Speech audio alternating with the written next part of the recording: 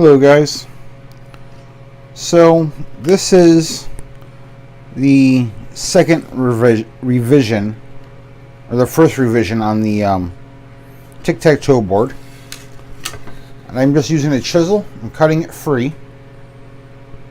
Little Harbor Freight chisel. And this is what the board actually looks like right now. All furry and fuzzy. And that's all my pieces held in by little tabs. Okay, so there's two ways that I'll clean this up. I just sharpen my chisel, and you can take your chisel and run it down the edges, and I'm dragging it backwards against the grain, or against the edge, so I'm not cutting into the wood. I'm just using that sharp edge, the back of it, to cut it free, kind of like a scraper.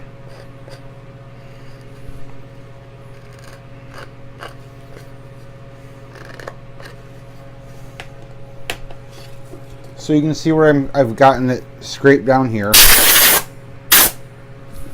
and it does a pretty good job of cleaning it up. And then I'm going to grab a piece. This is just 220 because I'm doing pine. And probably paperback sandpaper is easier. This is just what I happen to have in here when I'm shooting the video tonight. And this does just a beautiful job, because we are dealing with pine, which is very soft wood, as you know, of cleaning it up.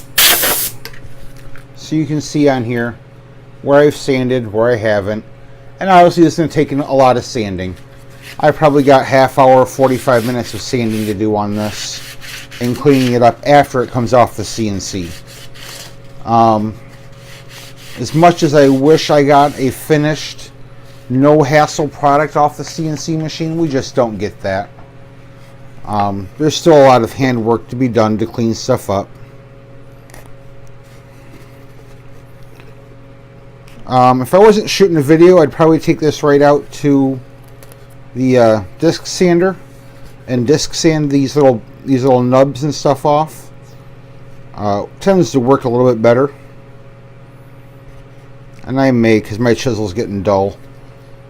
I've been using it quite a bit, so this may wait till I go outside to hit it with a disc sander.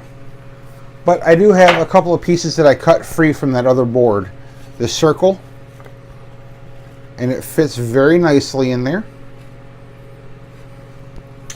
And my X, which I don't know where it went. Hold on a second. Okay, I found him.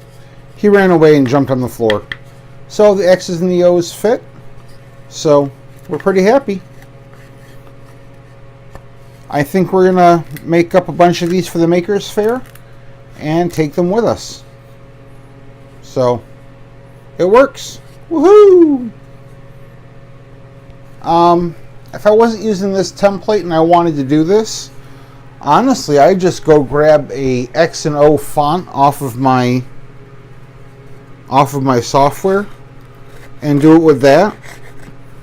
When I redesigned the board, I rewrote the toolpaths for the board.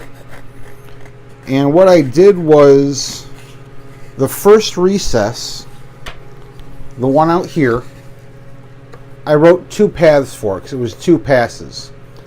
And the first one, I turned it up really high with a really far or a really wide step over, which doesn't give you as nice of a surface. And then I reduced the second step on this very first level, this one here, to be a finishing pass, which is a shorter step over and a slower speed, which saved me about 5 minutes, 10 minutes. That one saved me 10 minutes. And then this is much deeper, this pass down here.